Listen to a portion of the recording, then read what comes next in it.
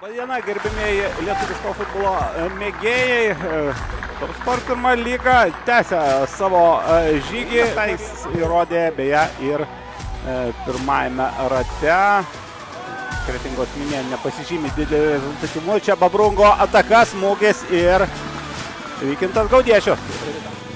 Panevėžyje žaidžia su Panevėžio B ekipa. Dabar kampinis keliamas, labai aukštą trajektoriją skiria kamuolys.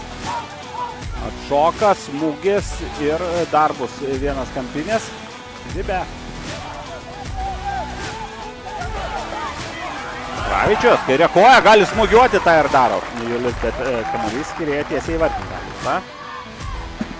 Vaja. Vienu lėtimu Galita ir čia gali būti pavojinga. Galita prie baudos aikštelės, bet blokuoja. Perdavimą yra ir įmušęs jau šiame sezone tiesioginiais smūgiais.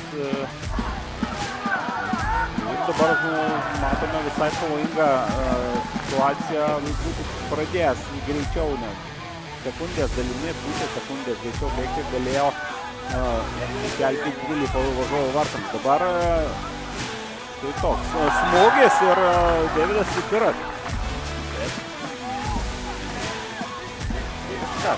Perdamas Diamantui. Žaidėjai. Keitino Diamangas tęsia.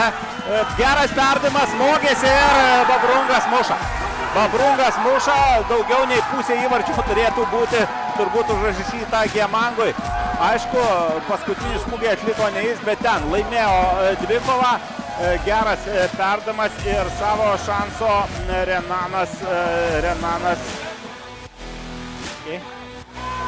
Diamangas, perdavimas, čia nuošalės nėra ir gali būti labai pavojinga. Na, čia reikėjo perdavimo